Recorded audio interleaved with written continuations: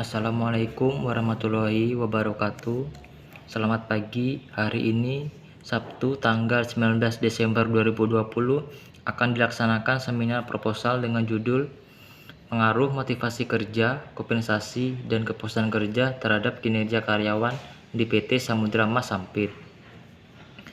Dan perkenalkan, nama saya Darian Abdul Jafar. Dalam kesempatan hari ini, saya mengucapkan terima kasih kepada dosen pembimbing saya, Bapak Ahmad Rudini Eskom MM, yang telah membimbing saya dalam menyusun proposal mulai dari awal hingga akhir. Terima kasih telah mempersilahkan saya untuk mempresentasikan proposal ini. Dalam presentasi proposal ini ada 3 poin utama yang akan dibahas. Yang pertama, pendahuluan yang meliputi latar belakang, rumusan masalah, tujuan penelitian, dan manfaat penelitian.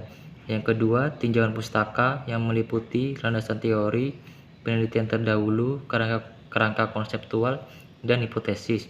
Yang ketiga, metode penelitian yang meliputi rancangan penelitian, populasi dan sampel, prosedur pengambilan dan pengumpulan data, definisi variabel penelitian, uji validitas, dan uji reliabilitas. Yang terakhir, lokasi dan jadwal penelitian dan daftar pustaka. Yang pertama, bab 1 pendahuluan. Latar belakang. Faktor motivasi merupakan salah satu faktor yang menyebabkan menurunnya karyawan pada PT Samudra Mas dalam bekerja karena ada beberapa karyawan yang merasa kurang puas dengan pemenuhan kebutuhan fisiknya, misalnya pemberian fasilitas tunjangan dan lain-lain, yang menyebabkan karyawan kurang termotivasi dalam bekerja. Hal ini nampak sebagian karyawan merasa tidak mendapatkan tunjangan yang cukup. Adapun karyawan di bagian gudang merasakan ketidakadilan dalam kompensasi kerja. Karyawan di bagian gudang merasakan ketidaknyamanan di dalam ruang bekerja. Mereka bekerja di dalam gudang yang relatif kurang bersih, temperatur ruangan yang cenderung panas, dan kurangnya ventilasi udara di dalam gudang tersebut. Hal ini sangat mengganggu karyawan saat bekerja, dan bekerja pun tidak maksimal. Kepuasan kerja dalam pekerjaan adalah kepuasan kerja yang dinikmati dalam pekerjaan dengan memperoleh pujian hasil kerja, penempatan, perlakuan, peralatan, dan suasana lingkungan yang baik. Tingkat kepuasan kerja karyawan tersebut masih kurang. Ada beberapa karyawan mengundurkan diri karena rutinitas kerja yang monoton setiap harinya. Rumusan masalah. Adapun rumusan masalah sebagai berikut. Pertama, apakah motivasi berpengaruh signifikan terhadap kinerja karyawan PT Samudra Mas Sampit? Yang kedua, apakah kompensasi berpengaruh signifikan terhadap kinerja karyawan PT Samudra Mas Sampit? Yang ketiga, apakah kepuasan kerja berpengaruh signifikan terhadap kinerja karyawan PT Samudra Mas Sampit? Tujuan penelitian. Adapun tujuan penelitian ialah pertama, untuk mengetahui pengaruh motivasi secara parsial terhadap kinerja karyawan PT Samudra Mas Sampit. Yang kedua, untuk mengetahui pengaruh kompensasi secara parsial terhadap kinerja karyawan PT Samudra Mas Sampit. Yang ketiga, untuk mengetahui pengaruh kepuasan kerja secara parsial terhadap kinerja karyawan PT Samudra Mas Sampit. Manfaat penelitian. Yang pertama, bagi peneliti. Penelitian ini diharapkan dapat menambah wawasan pengetahuan bagaimana cara menganalisa dan memecahkan masalah yang berkaitan dengan motivasi, kompensasi, kepuasan kerja, dan kinerja karyawan.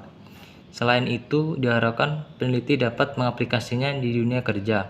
Yang kedua, bagi perusahaan. Penelitian ini diharapkan dapat bermanfaat sebagai dasar dalam perbaikan dan peningkatan sumber daya manusia dan dapat dipergunakan sebagai acuan dalam menyusun langkah-langkah strategi guna meningkatkan kinerja karyawannya. Yang ketiga, bagi peneliti lain. Penelitian ini diharapkan dapat bermanfaat sebagai sumber referensi bagi peneliti selanjutnya atau acuan dalam meningkatkan kinerja karyawan dalam suatu perusahaan. Bab 2, tinjauan pustaka. Pertama, landasan teori. 1. Kinerja. Mangkunegara mendefinisikan kinerja sebagai hasil kerja secara kualitas dan kuantitas yang dapat dicapai oleh seseorang pegawai dalam melaksanakan tugas sesuai dengan tanggung jawab yang diberikan kepadanya.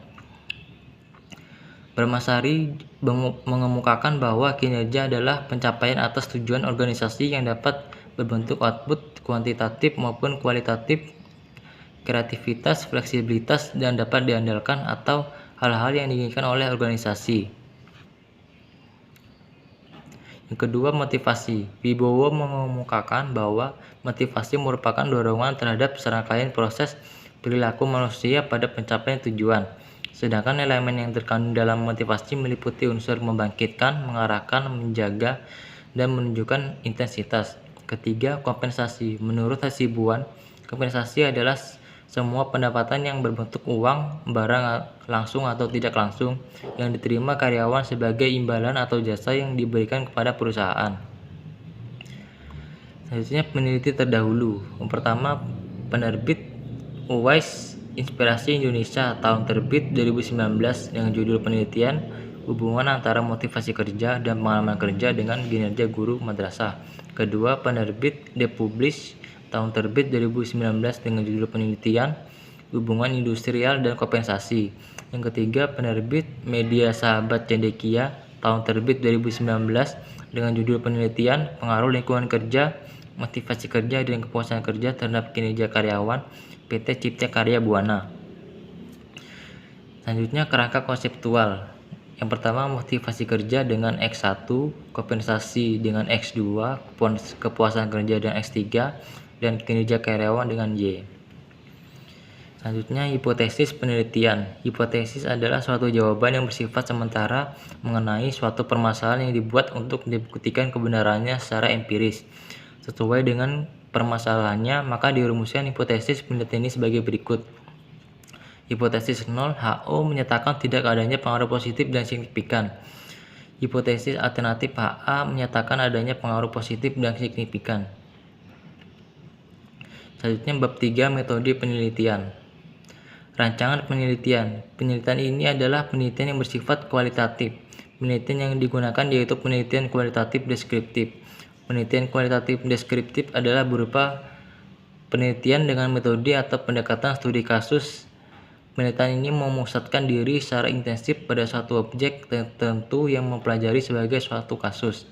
Data studi kasus dapat diperoleh dari semua pihak yang bersangkutan. Dengan kata lain, dalam studi ini dikumpulkan dari berbagai sumber.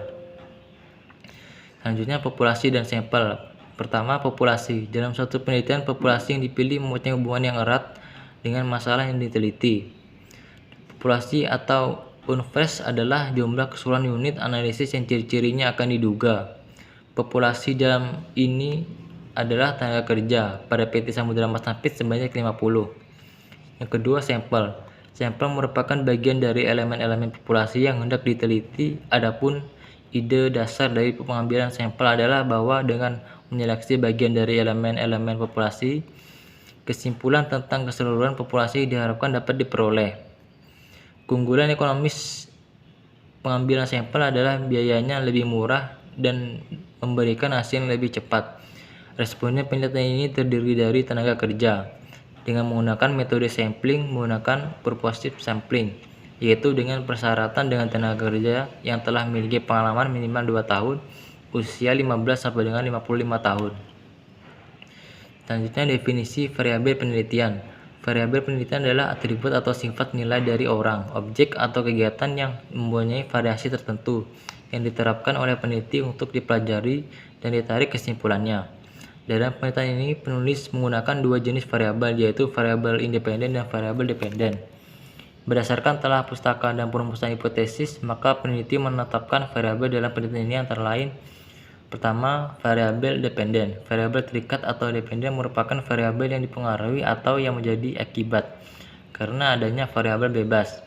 Variabel dependen ialah variabel yang menjadi pusat perhatian peneliti. Dalam penelitian ini, peneliti menetapkan kinerja karyawan sebagai variabel terikat atau dependen. Kedua, variabel independen. Variabel ini sering disebut variabel stimulus. Dalam bahasa Indonesia disebut sebagai variabel bebas. Sugiono mengemukakan bahwa variabel bebas merupakan variabel yang mempengaruhi atau yang menjadi sebab penambahannya atau timbulnya variabel dependen. Dalam penelitian ini, motivasi kerja, kompensasi, dan kepuasan kerja ditetapkan peneliti sebagai variabel bebas atau dependen. Selanjutnya, uji validitas dan reliabilitas. A. Uji validitas. Uji validitas menunjukkan tingkat ketepatan ukuran ketepatan suatu instrumen terhadap konsep yang diteliti. Kuesioner dikatakan valid jika pernyataan pada kuesioner mampu mengungkapkan sesuatu yang akan diukur oleh kuesioner tersebut. Uji validitas dilakukan untuk memastikan bahwa masing-masing pertanyaan atau terklarifikasi pada variabel yang telah ditentukan. Untuk mengukur validitas dan dapat dilakukan dengan melakukan korelasi antar skor butir pertanyaan dengan total skor konstruk atau variabel. Dalam penentuan layak atau tidaknya satu item yang digunakan biasanya dilakukan uji signifikan koefisien korelasi pada batasan minimal korelasi 0,30. Artinya suatu item dianggap valid jika skor total lebih besar dari 0,30. B. Uji reliabilitas. Keandalan atau reliability suatu pengukuran menunjukkan sejauh mana pengukuran tersebut tanpa bias, bebas kesalahan. Karena itu menjamin pengukuran konsisten lintas waktu dan lintas beragam item dalam instrumen. Dengan kata lain, keandalan suatu pengukuran merupakan suatu indikasi mengenai stabilitas dan konsistensi di mana instrumen mengukur konsep dan membantu nilai ketepatan sebuah pengukuran. Uji reliabilitas digunakan untuk mengetahui sejauh mana hasil pengukuran tetap konsisten jika dilakukan pengukuran 2 kali atau lebih terhadap gejala dengan menggunakan alat ukur yang sama. Pengukuran reliabilitas dapat dilakukan dengan cara one shot atau pengukuran sekali saja, dan kemudian hasilnya dibandingkan dengan pertanyaan yang lain atau mengukur korelasi antara jawaban dan pertanyaan. Teknik yang digunakan untuk mengukur reliabilitas pengamatan adalah Cronbach alpha dengan cara membandingkan nilai alpha dengan standarnya, dengan ketentuan jika pertama Cronbach alpha lebih besar dari 0,6 maka instrumen pengamatan dinyatakan reliabel. Yang kedua, Cronbach alpha lebih kecil dari 0,6 maka instrumen pengamatan tidak reliabel. Selanjutnya, lokasi dan jadwal penelitian. Lokasi penelitian ini dilakukan di PT Samudra Mas. Waktu penelitian dilaksanakan pada bulan Januari 2021 hingga Juni 2021. Dengan jenis kegiatan: pertama, persiapan penelitian; kedua, pelaksanaan; ketiga, observasi; keempat, pengumpulan data dan penyusunan instrumen penelitian; kelima, pengajuan judul penelitian; keenam, penyusunan skripsi; ketujuh, pengajuan skripsi; kedelapan, saran.